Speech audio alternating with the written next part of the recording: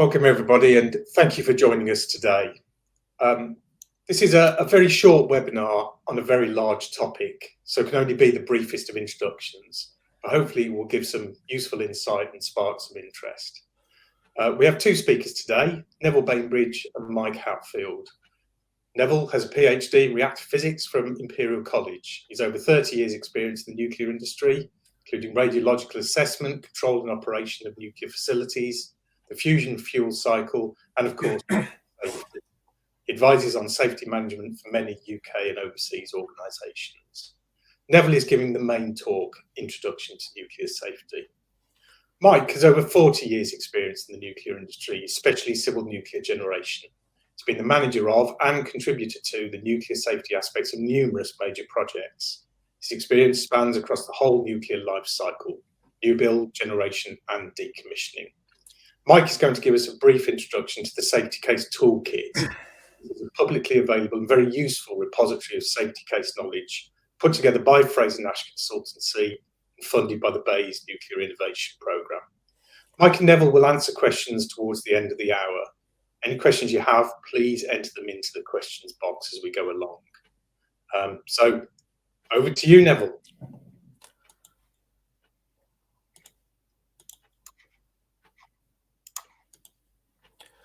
Okay, well, good afternoon, everybody. I hope you can see the slideshow in front of you. As Pete said, this is a huge topic to go through, but I'm going to try to give you a brief introduction of how we actually apply safety cases to the nuclear regulation industry and why it's so important. And as I'm sure you can appreciate, in this country anyway, it is necessary to have a safety case based upon what really we call the concept of ALARP. This is the as low as reasonably practicable concept. Because as we all appreciate, I mean, an inadequate safety case not only can lead to catastrophic events, it's also important for the business. Any business that has a nuclear license site, you need to have a good safety case. Otherwise, if you don't, you have downtime, you have cost delays, and it can lead to, in effect, a loss of business in the worst case. Now, in terms of safety cases, it's not just the nuclear industry that has a safety case requirement. A lot of industries where there is potential for a major accident requires a safety case. Some of you may have heard the COMA regulations 2015, but certainly railways do require safety cases because they, as I'm sure you appreciate, there's been a number of accidents which involve multiple fatalities. Offshore installations, the Alpha Piper accident back in the 70s in the oil rig in North Sea caused over 170 fatalities. The MOD Death Star 0056 2007, what on earth is that, you ask me? Well, that in actual fact is really the MOD safety case standard, which was modified significantly after the Nimrod disaster over Afghanistan, where in many ways that particular accident was caused because of an inadequate safety case. What I'm going to talk about mostly, of course, is the Nuclear Installations Act of 1965, which is now administered through the Office of Nuclear Regulation, and I'll focus more on that. Now, for a nuclear site license, what is it that, or what particular areas do require a nuclear site license? Now, the obvious one is for an operation of a fission nuclear reactor, mostly including sort of uranium and plutonium isotopes. That's the main area of requirement. I use the word fission because at the moment, fusion reactors, which are becoming quite prevalent these days, is not currently under a regulatory authority. They may be in the future, but at present they are excluded. Manufacturing fuel using enriched uranium plutonium, including alloys, operation of any nuclear assembly where there's a neutron chain reaction which could be maintained. That is kind of technical speak for research reactors, which also must come under the nuclear regulatory umbrella. Processing spent irradiated nuclear fuel, storage of fissile material, both used and unused. And interestingly, over the past certainly 25 years, nuclear weapons, the management and the manufacture thereof, have also come under the Civil Nuclear Regulatory Authority. And that's mostly for Aldermaston and Burfield, which is where the weapons are both manufactured and stored, excluding the transportation and obviously the deployment on submarines. That is not that's outside of civil regulatory regime. And also, this is a bit more like horses for courses. Sometimes where you produce nuclear isotopes for industrial and medical purposes, in some circumstances, you do require a nuclear site license for that too. Now, if you do have to have a site license, what the ONR do is set 36 site license conditions that the operator must meet in order to get a site license. Now, this slide is a bit busy, I know, but it really kind of encapsulates all the various license conditions. And how we structure them is really sort of based upon the inner part, which is largely the safety case itself. The most important part is LC14, which requires the operator to produce safety documentation to demonstrate the fact that the plant has a safety regime which is in effect ALARP, and you have a number of associated conditions. For example, once you do this, a very important one is LC23, which gives you your top level conditions, your operating rules, if you like, that must be met. If you break those, you're going to court. So they are fairly high level rules which you must operate within, and that's broken down to normal condition controls. In other words, keep the doses down to as low as possible when you do normal operations. Fault conditions, I'm going to talk a lot about that in the next 30 minutes or so, about how we actually identify hazards and how we generate fault sequences to find a situation based upon numerical analysis, and I'll talk about that as well, to allow you to actually demonstrate your plant is safe. And that really can be broken down into a number of different areas. Managerial, a number of license conditions on managerial control is there. Engineered, LC27, very important one on safety systems. LC28, about how you maintain these systems. Also outside the area where the safety case gives you that safe operating envelope, there are other things as well you have to demonstrate. For example, emergency arrangements. If things do go, rarely obviously go wrong, you have to demonstrate you have emergency arrangement in place. Changes, safety cases are only tend to be fairly sort of can become quite obsolete as time goes on. So you've got to make sure that if you modify things, they don't impact the original safety argument. So again, you can see that how they all fit in, and it is the responsibility of the site operator to demonstrate to the owner that these license conditions are adequately met. Now, I'm going to talk a little bit about the safety case area, which really, in order to present an argument, you need to have it as a logical, structured, clear, and justified arguments supported by evidence. Now, in this country, what we actually tend to do is we have a kind of goal setting rather than prescriptive regime in terms of demonstrating the ALARP principle. And in this case, the onus is really on the licensee to demonstrate quite clearly that they've done everything, again, going back to the ALARP argument, anything is reasonably practicable to ensure operations and activities are safe, rather than demonstrate compliance against codes of practice. Now, in France, for example, they tend to focus on the latter rather than the former. And that does cause a bit of difficulty because Hinkley Point C, for example, which is a French design, the ONR, when they did their GDA, their generic assessment, the French safety approach really wasn't liked in this country, and therefore a lot of changes had to be made in the French safety case to really conform more to how we do things in this country in terms of a goal setting. And the way we do that is what we call a claims arguments evidence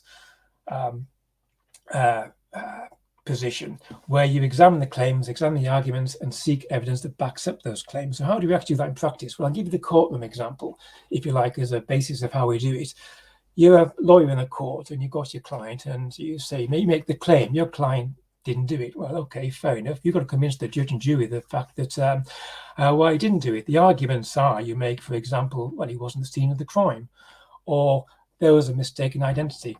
That's fine, that's your argument, but how do you actually find the evidence to back it up? Well, in this case, you would obviously talk about alibis, witness statements, the sort of the person sort of at the scene of the crime was 5 foot wearing a skirt. My client's a 6'5" bloke. It's that kind of thing where you put an argument together based on a defense in-depth argument to justify your claim that your client didn't do it. In terms of the nuclear argument, you can translate that to the top claim is you're going to go to the regulator and say, right, my plant is safe and the risks are ALARP as low as reasonably practicable. Okay, well, how are you going to make that argument? generally, there are three areas where you try to make that argument. The first thing is the demonstration that you have physical safety systems in place that give you a certain degree of dose reduction in the case of a fault or in normal operations. Sometimes, of course, they may require a certain degree of reliability. So you say, well, this safety system can perform a reliability. And also in support of this, you have people who understand what they're doing. It's a qualitative argument about staff skills and experience. That's your argument about how you can demonstrate the plant and the plant is ALARP. The evidence to support these largely goes into three areas. The first thing is for engineering systems, what we call design substantiation, to prove that your safety systems do indeed perform in the way that you are claiming. To a certain degree of reliability. And I'm going to talk about that in a minute in terms of how systems have to be defined in terms of reliability. You obviously need to have evidence to show that the plant operators, the people who actually work with nuclear substances, are suitably skilled and experienced. Now, in terms of making the argument, the level of defense largely is dependent upon whether or not you have massive passive systems that can give you a point where you can almost eliminate the hazard. Clearly, in any kind of argument, if you can demonstrate that the hazards can be eliminated by means of engineered, preferably passive systems, then that reinforces the strength of your ALARP position. And you can see that in terms of ALARP principles, we use this ERIC-PD principle, where the ERIC-PD really stands for eliminate, reduce, isolate, control, protect, and discipline. And the strength of the argument largely decreases as you go from left to right. So you'd really want to try to demonstrate, as part of your ALARP approach, that most of your safety systems are at best engineered and passive, for example, a concrete shield, or they have automated reactions based upon active parts. That's where reliability comes into it. Isolate, where you keep personnel away from the source of the hazard. Control, where you keep within certain operating parameters, make sure you don't go beyond a certain danger point. As you get down to the right-hand side, protect is where you have, for example, the use of respirators, pressurized air suits. This is where procedural safeguards come to place, which you can see are probably weaker because you are now reliant upon human actions. And on the right-hand side, if you try to make an argument on discipline, Fred read the safety case last week. He's all right. He knows what he's doing. If you try to use that argument to a regulator, you might experience a bit of disappointment. So really, you need to go to the left-hand side, and that reinforces the strength of your evidence. Now, when we talk about risk, one thing that is always important to talk about is dose. What exactly is dose? How do we translate dose into an equivalent risk? Now, some of you may know this, but I want to at least briefly talk about it, because when we translate numerical assessment into risk, we have to understand what we're talking about in terms of the way in which radiation can cause effects in human bodies, mainly, of course, in the increase of a potential cancer in the future. Now, in terms of radiation, we have a term known as radiation absorbed dose, which really determines the amount of energy, mostly for them, not always, but mostly when radiation impacts any kind of material, you will get a deposition in the material, which is really sort of expressed as the amount of energy absorbed per unit mass, and the unit is the grey. SI unit is therefore the joules per kilogram. Now, that doesn't tell you much about the impact upon the human body. So what we have to do is to use what's called an effective dose. In other words, we have to determine what the equivalent biological effect is of radiation absorbed in terms of human tissue. And that unit is a risk-based unit known as a sievert, which really is the sum of the any deposition and multiplied by a modifier called the quality factor. Now, in terms of impact of radiation upon human tissue, of course, what tends to happen is that you get ionization inside the human body, which can lead to free radicals, mutation of cells, which of course is the precursor to potential formation of cancer. Now, this of course happens all the time. It's not unique to a radiation dose, but what we try to do is to relate the types of radiation you could get and the relative impact of this radiation in terms of determining the potential for an increase in cancer. And you can see for gamma and X-rays, generally the relationship between the gray and the sievert is the same. Neutrons tend to have a higher QF. The reason why, of course, is that neutrons have the same mass effectively as hydrogen. So if you play snooker, for example, you hit a white ball directly to a red ball, you can almost impart the kinetic energy directly into the red ball. So because neutrons, when they interact with human tissue, where your human body is largely composed of water, it's very, very possible that a lot of that energy can be imparted directly to impact of a hydrogenous, well, certainly sort of in terms of water. You can actually get a significant amount of local ionization because of the collision neutrons into water. Beta particles, beta relatively light.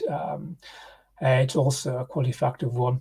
One that does cause a lot of difficulty, but I do qualify that by explaining that's only for the internal uptake, is alpha particles. Plutonium-239, for example, is a very, very intense alpha particle emitter. The thing about alpha particles is the fact they don't actually penetrate even your dead skin layer. So you have to absorb that in terms of the body. And of course, some of you may realize when you buy a house, one of the things you have to demonstrate is you've had a radon assessment house. The reason why is radon itself is an alpha emitter, but also its daughter products are as well. So if you absorb that and you get a daughter product stuck in your lungs, of course, that can cause significant damage. Hence, the quality factor for that is very high. But of course, you have to absorb it first. And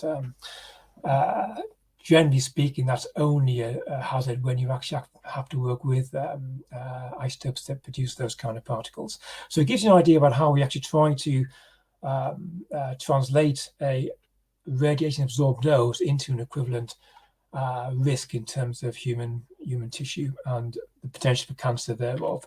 What does that actually mean then? Well, if you get a dose of 1 sievert, now the analysis of this has gone over decades, going right back to even when the Hiroshima and Nagasaki nuclear explosions occurred. We've over the years managed to get enough data to determine that if you get, for example, a dose of 1 sievert, now 1 sievert is a huge dose, you'll never get that in 100 lifetimes, let alone 1 lifetime. That does therefore carry an extra 4% per year, 0.04 year chance of a work of fatal cancer, slightly higher for the public.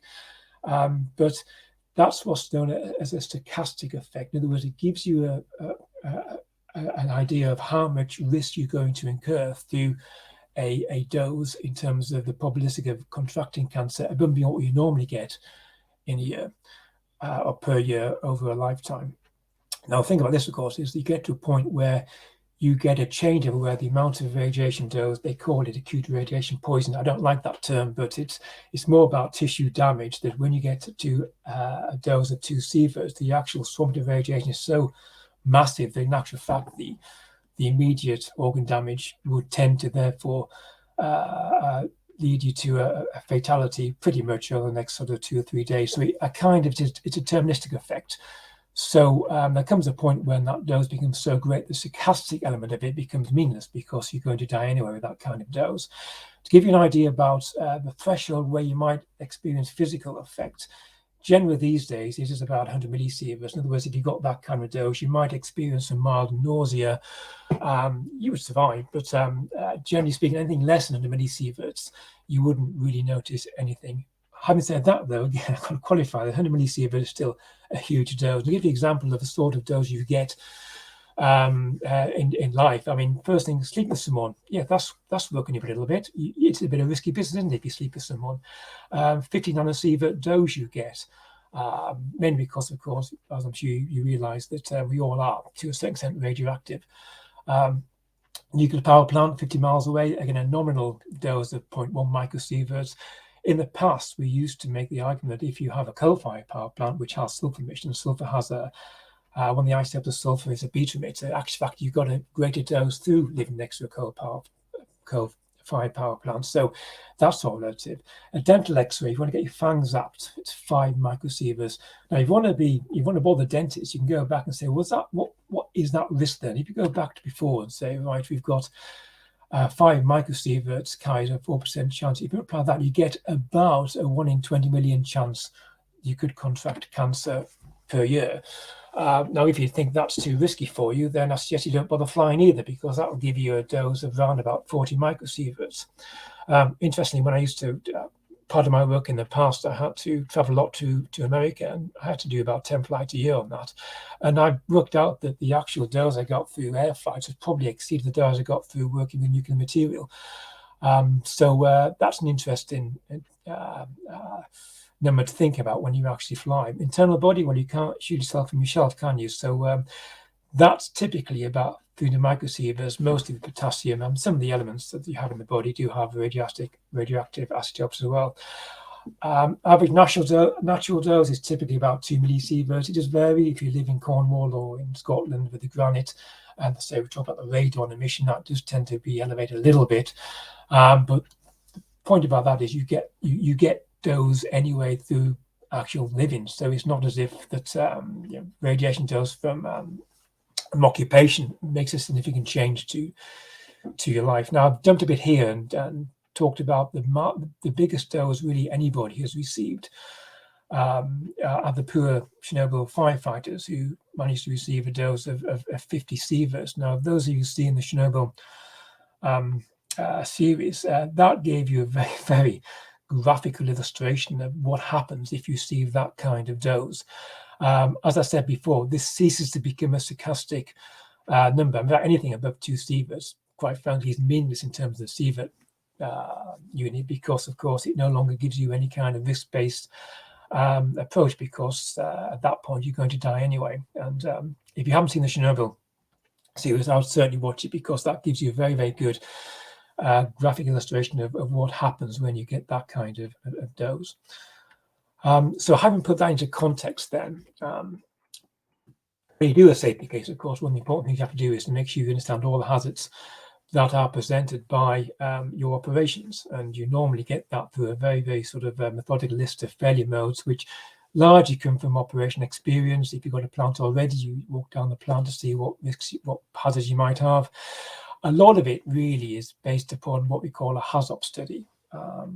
For those of you who want some good, exciting bedtime reading, I do recommend the BSc IEC 61882 Hazard and Operability Studies. It gives you a comprehensive view, and this is applicable not just to nuclear sites, as I mentioned before. Railways, oil installations do have the same kind of HAZOP approach, and the idea is to do a comprehensive guide to make sure that you can capture all the hazards that are associated with your plant.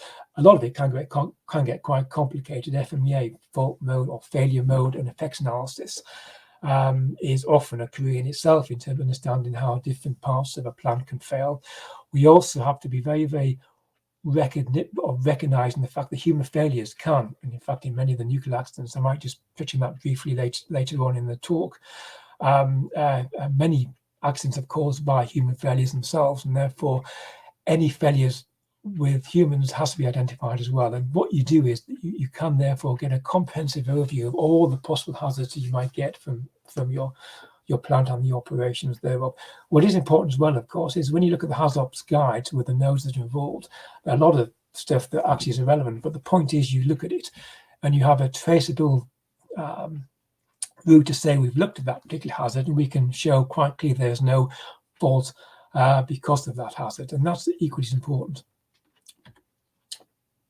In terms of hazard compilation, then, nuclear facilities, obviously you have to design them to make sure you can cope with a wide range of foreseeable faults, which you've identified through your hazard analysis, without unacceptable consequences.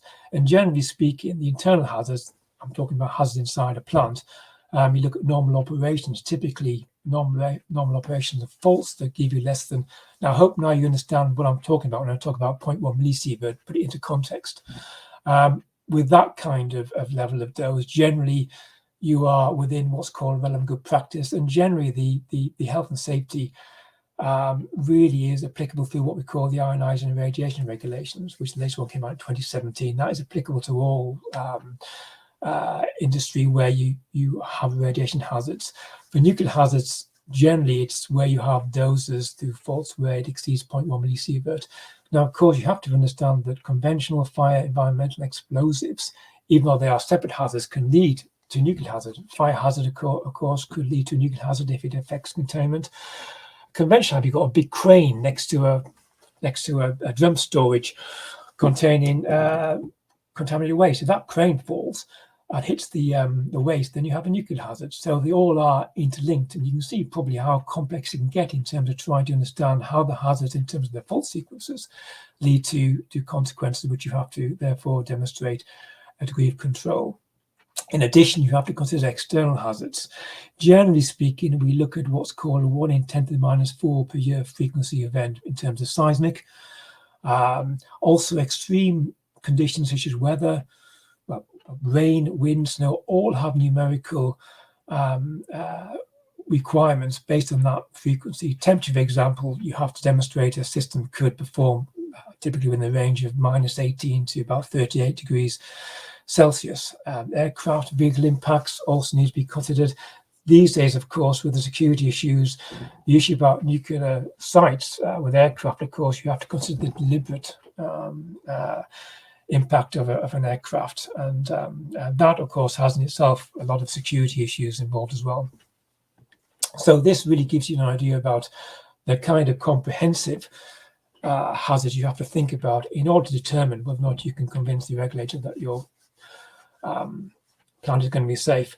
Now, this slide really encapsulates about 3 hours worth of talk plus about 20 slides. So I'm trying to sort of condense it as best I can to give you an idea about how you actually use numerical concept and also guide thresholds to demonstrate to the regulators that your plant is going to be safe. Largely, you have two approaches. The first approach is you look at design basis. That is the demonstration of fault tolerance.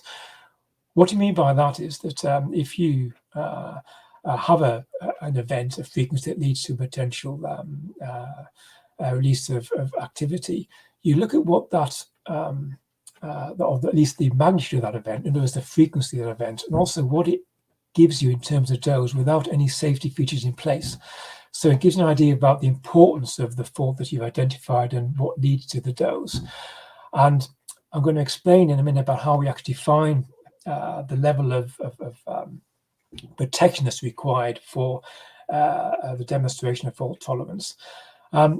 In terms of risk, we have to also demonstrate that in terms of a probabilistic assessment, we have to demonstrate that the initiated event frequency of a hazard plus all the systems you have in place, PFD is the probability of failure on demand. In other words, the system has the reliability.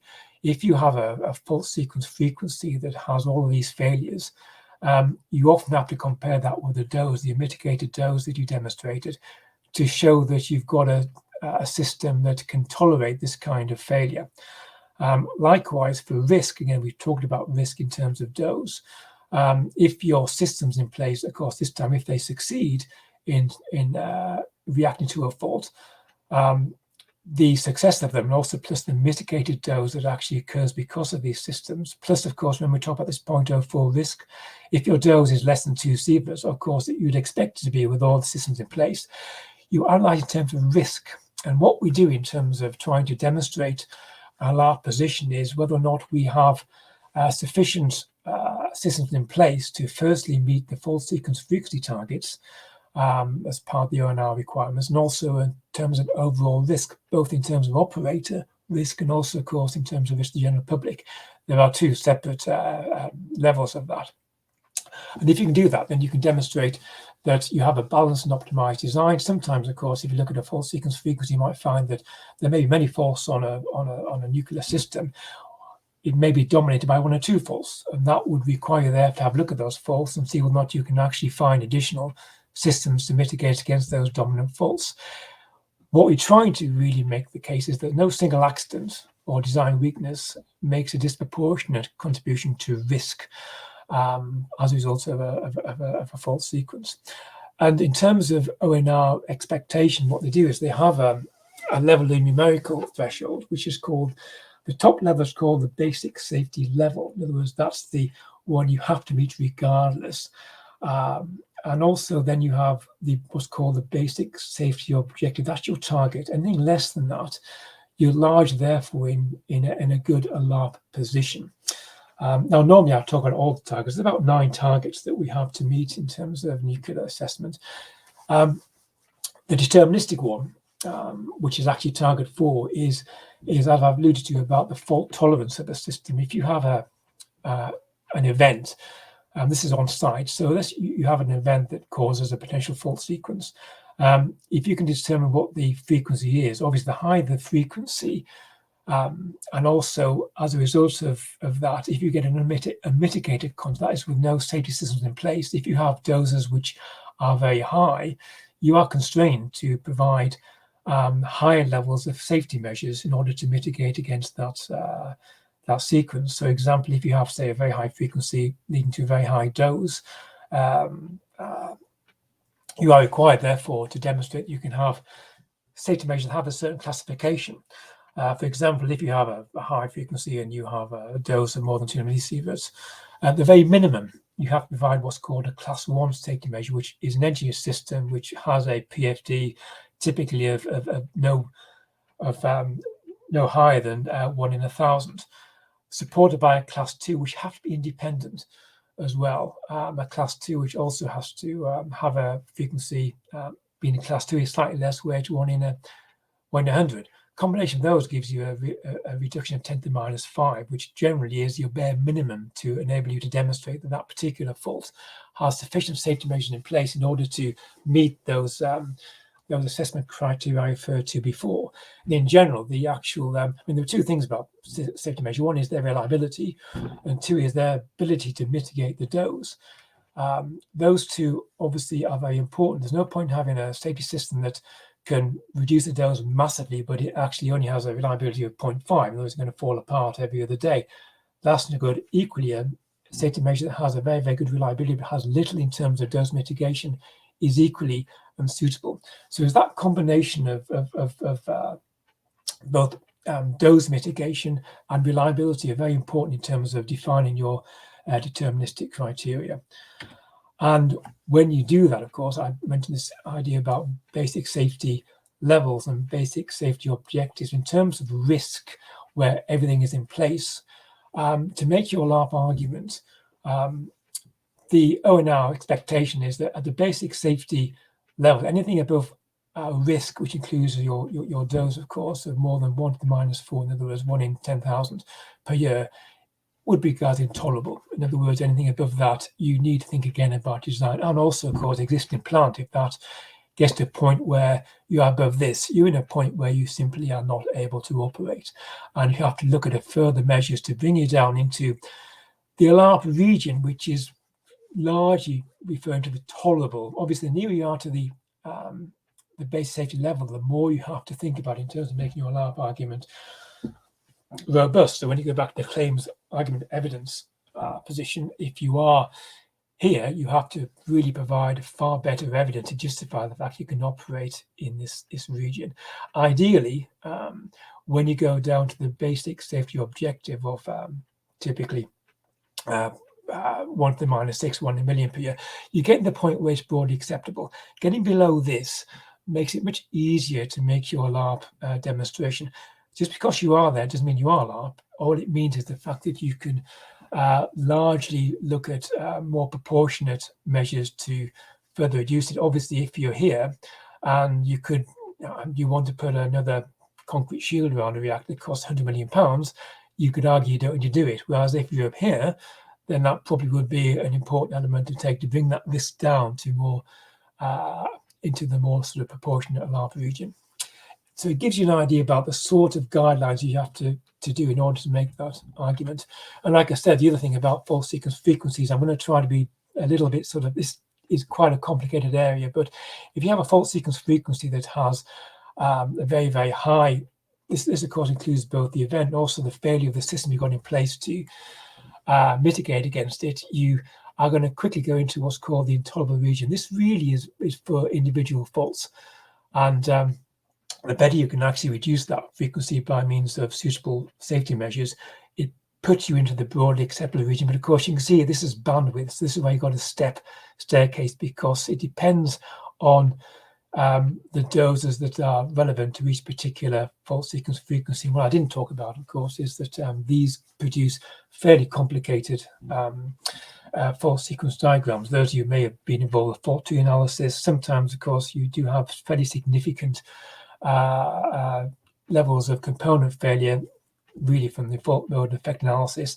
It can be quite complicated in terms of deriving what these fault sequence frequencies are, because it's not just about a single a line of all of them failing. Some systems will fail, some others don't, and you've got a fairly sophisticated level of analysis to go through for this. And it's very difficult for me to talk about that on this talk, but it's almost a career if you want to go down that line. Now, I've talked about claims and arguments. What about the evidence?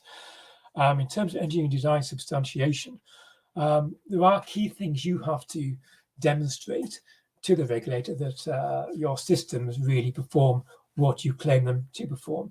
The obvious one is, can the system perform the stated functional requirements? For instance, you've got a shielding that can cause a shielding reduction or dose reduction of a factor of 100. How do you demonstrate that? You need the analysis to show that you've got sufficient material there to reduce the dose or reduce the actual attenuation, or provide attenuation to reduce the dose as it goes outside the safety shield.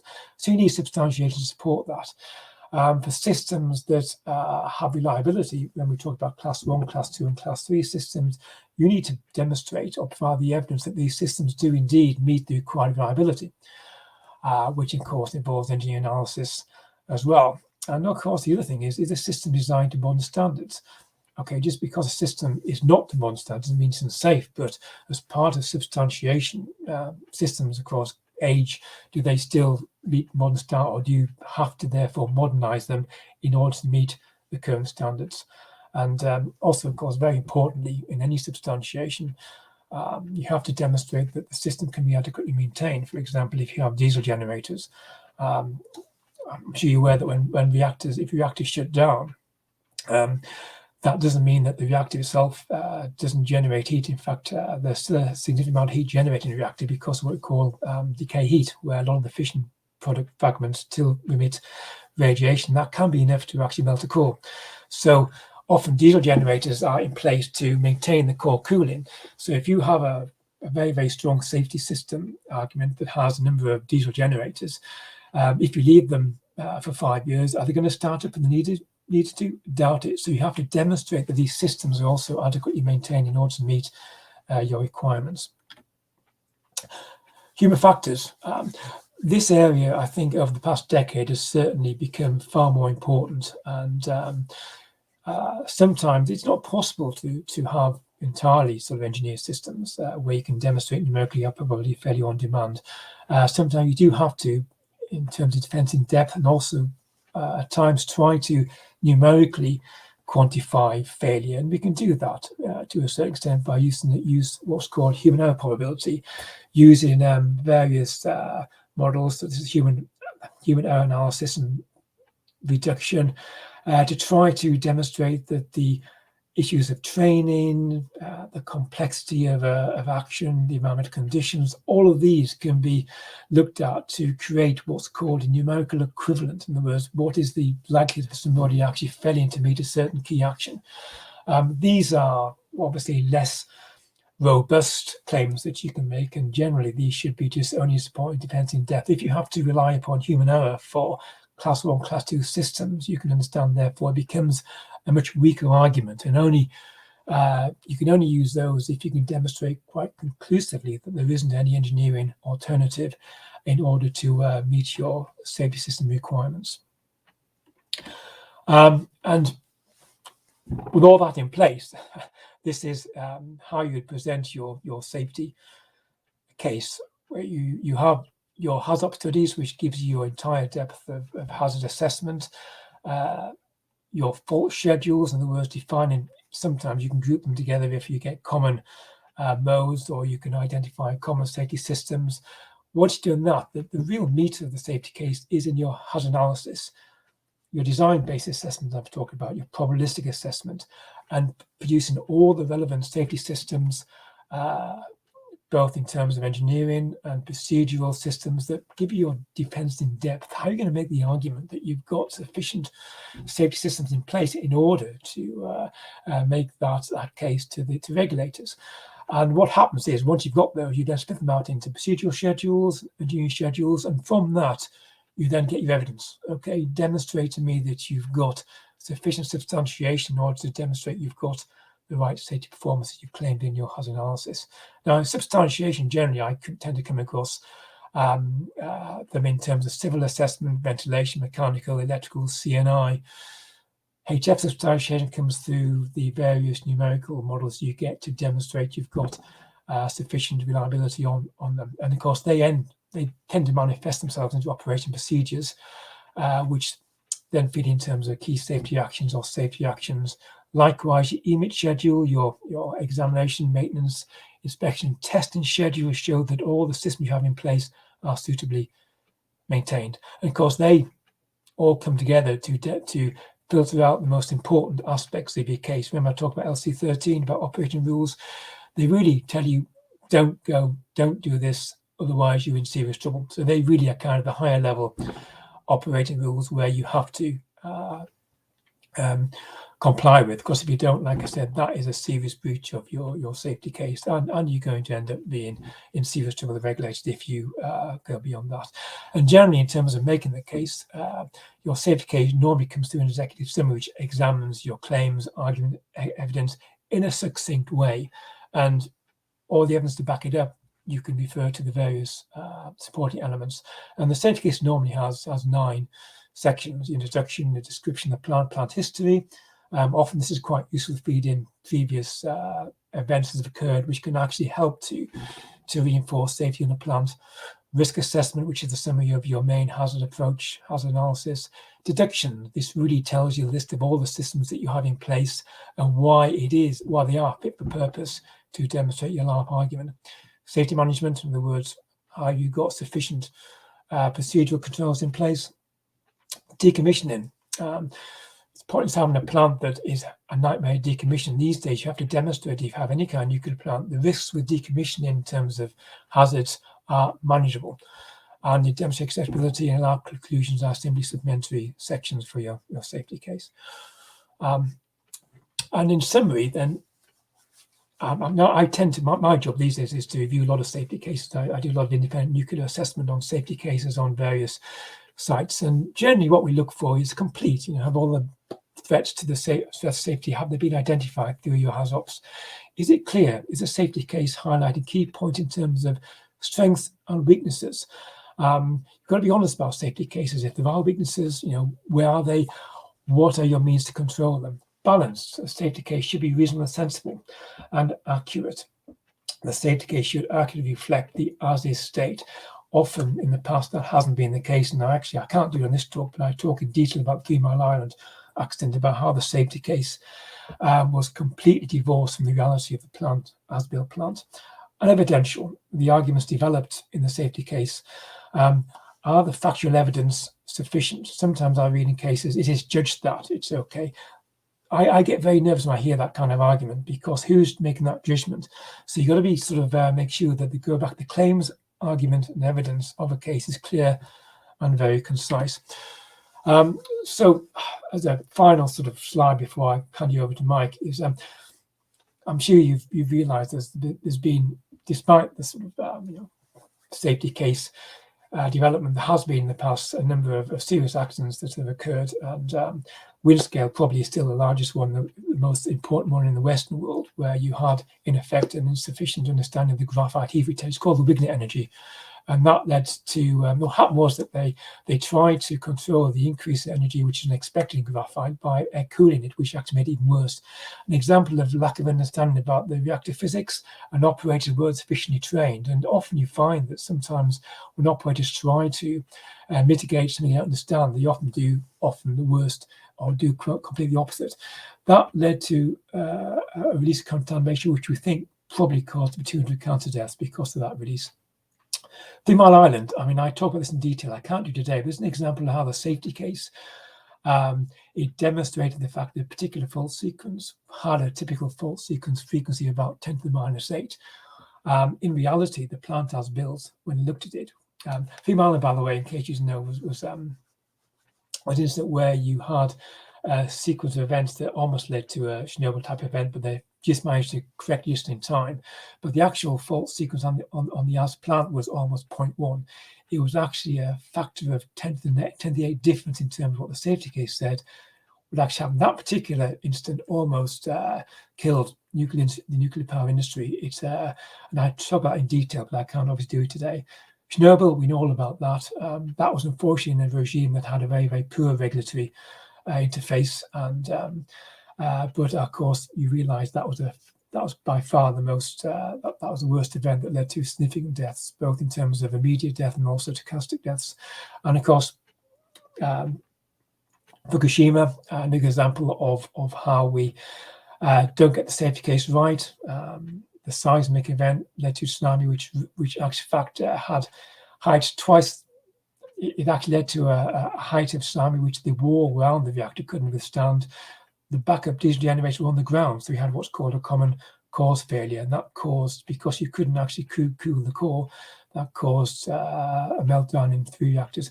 I do talk about those in detail in separate talks, but obviously I'm just trying to give you an example of what can go wrong if you don't get the safety case correct. Hopefully these days now we are certainly sort of very mature nuclear regulatory regulators, both in this country and elsewhere. We shouldn't have, I hope anyway, never have another example of those. So I'm going to conclude there now and hand over to Mike, who's going to talk about nuclear safety case toolkit. And I hope you found that interesting. I'm sorry I had to rush it through, but I've only got 40 minutes. So I'll stop there. Thank you for your attention. Thank you.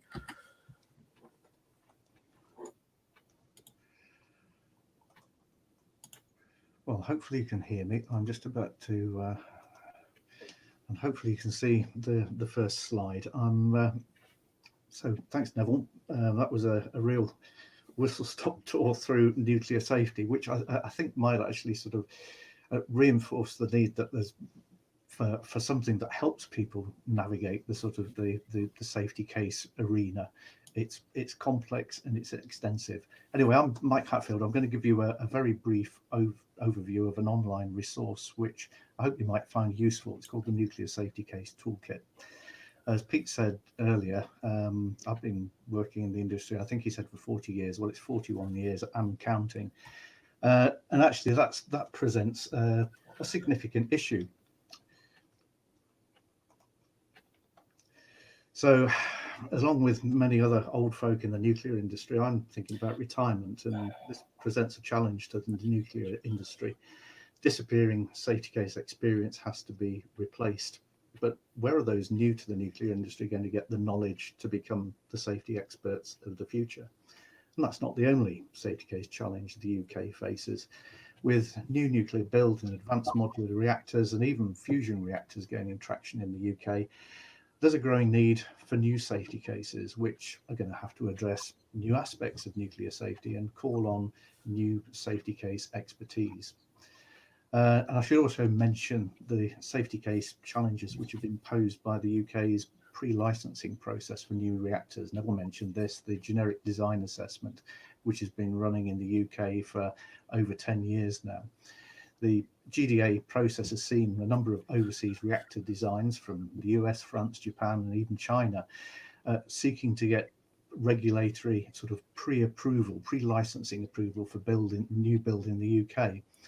Overseas reactor designs with overseas safety cases, and that's caused a number of difficulties arising from a lack of understanding by these foreign organisations, reactor vendors, in understanding what the UK nuclear regulator expects in a safety case.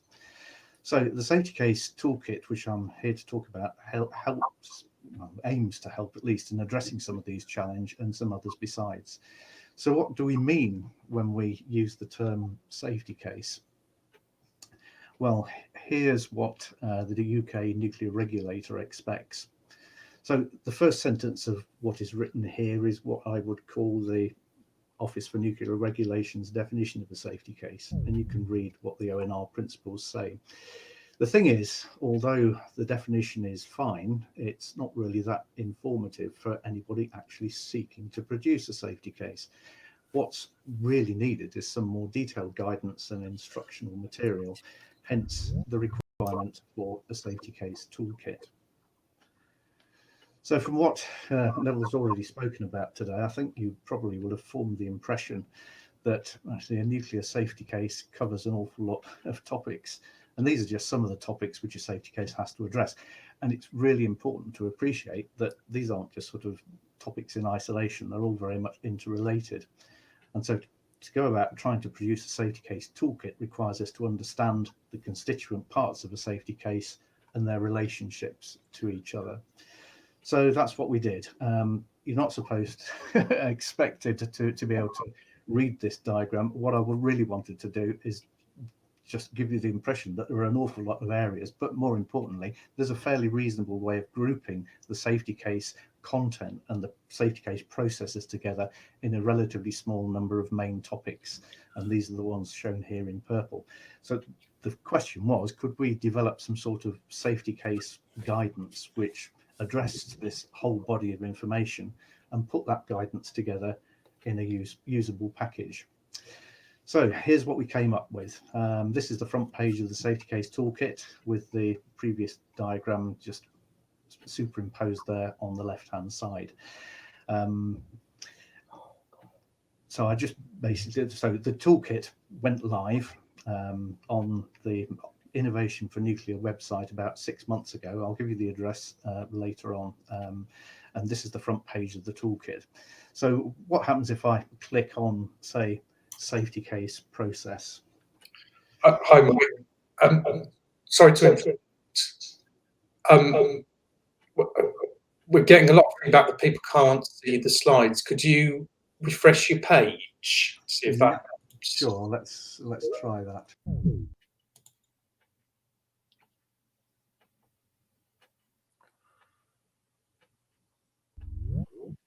Live streaming is on.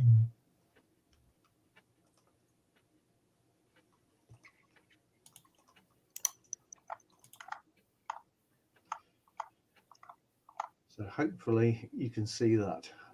It's indicating to me that I'm sharing. I can see it.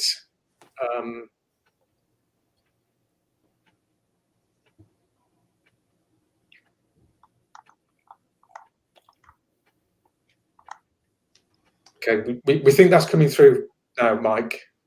Right, I'll attempt to carry on then. If you haven't managed to see many of the previous slides, what I'm showing here is a sort of a snapshot of the website which encapsulates the safety case toolkit, and the little diagram on the left hand side there with all the sort of pretty colors, purple, blue and green. Those are areas, sort of subject areas in the safety case toolkit. The purple areas are what, if you like, are main topic areas with subtopics underneath. And what we've done is taken, if you like, a map, not dissimilar to the one Neville showed you on the safety case, the contents of a safety case, and we've brought those into a web-based tool with guidance underneath it. And the idea is, if you click on any of these boxes in the safety case toolkit, it will open out and give you information underneath. So in this particular case here, if you can see the slide, I'm sort of pretending that I've clicked on the box called safety case process. It's opened up a number of subtopic areas, and one of the ones I'm going to drill down into is fundamental nuclear safety principles. So let's pretend, and let's see if this works, that I've clicked on that.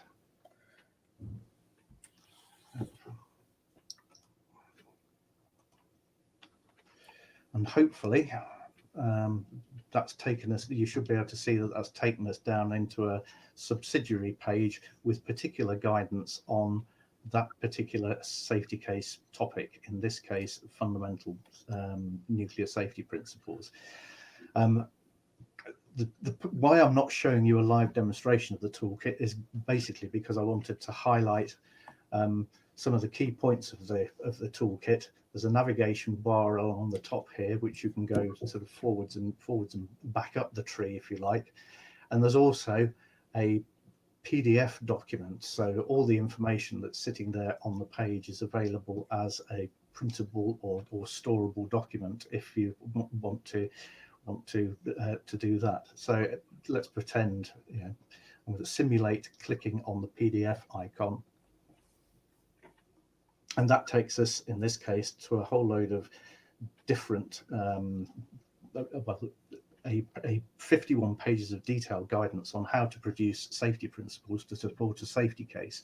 And what we've got inside the toolkit is not, they're effectively template safety principles. As Neville's explained, the UK regulatory regime for nuclear is goal setting. So the regulator has expectations, but it's up to the duty holder or the nuclear site licensee to produce goods which meet those expectations. And in this case, it's a regulatory expectation that every licensee or duty holder should have safety case principles with which, and the purpose of those is to judge the acceptability of the safety case. But they're not handed to you on a plate by the Office for Nuclear Regulation. As a licensee, you have to develop them yourself. And that's what we've tried to do here, is set out a set of high level, fairly general safety principles which an aspiring licensee, or in the particular case of the generic design assessment, some of the requesting parties had to develop their own protection safety assessment principles, and this is a framework over which they can do that. Let's whiz along.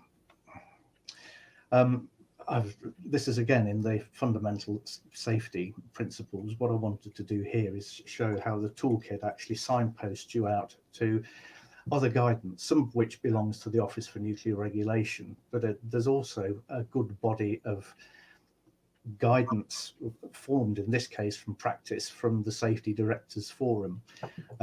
Safety Directors Forum is, as its name suggests, a body made up of safety leaders within the nuclear industry who have sponsored a range of publications, many of which seek to outline best practice within the nuclear industry. And you'll find these not signposted or not as links direct from the toolkit, but you'll find those on the Nuclear Institute website. But what the toolkit aims to do is to, again, provide some guidance, but also provide signposting to other information that will help with the understanding of a safety case. If, again, pretending I've come up the safety case life, the tree, and opened up the box on the safety case life cycle, there's a whole additional set of guidance related to the generic design assessment roadmap. As I mentioned, how can I put it, some of the overseas applicants into the GDA process had a real difficulty in understanding the UK regulatory regime. We felt it was really important that there was some information put out there to assist the new reactor designers in generating safety cases that were likely to meet regulatory expectations. So that's what this area of the toolkit does. Now, I'm very conscious of the time, so I'm actually now just going to skip all the way through to the end and to show you where you can actually get a copy of the toolkit. You'll find it on innovationfornuclear.co.uk. In fact, I tried this morning. If you even just go into Google and type in safety case toolkit, you'll find the web address somewhere near the top. The best thing to do is to get your hands on it and use it. If we'd had more time, I could have fired up the toolkit and we could have driven it for real. But in view of the time, I'm going to stop there and hand back to Pete and see if there are any questions we can squeeze in the last few minutes. Thank you, Mike. Yeah, we do have a few questions. I had a couple of questions about whether the slides will be made available, and yeah, I understand they will be available on the website after the event, along with a recording of the webinar. And also on the safety case toolkit, there is a link on the invite to the webinar, which should take you directly to the safety case toolkit. So that should get you there, but obviously the methods Mike suggests will work as well. I do have a couple of questions. So One that I'll probably point at Neville. How is the fault sequence frequency for a particular event calculated? Is it based on historical data or rather empirical guidelines specified somewhere? It depends on, it varies actually sometimes. The event frequency itself can be a function of whether or not you've had the same sort of occurrence in the past. We use a kind of Poisson demonstration for that, which is quite pessimistic.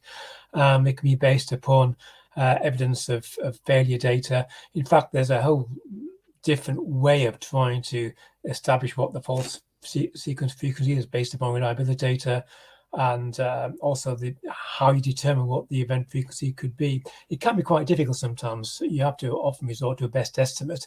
Ideally, if you can get data to give you the best detailed view, that is better. But sometimes it is actually largely built upon conservative best estimate based upon frequency data available. Okay, thanks, Neville. One that I'll probably point at Mike. Could you please explain how it is ensured that actions aimed at enhancing stakeholder satisfaction would not compromise regulatory functions and responsibilities for nuclear safety?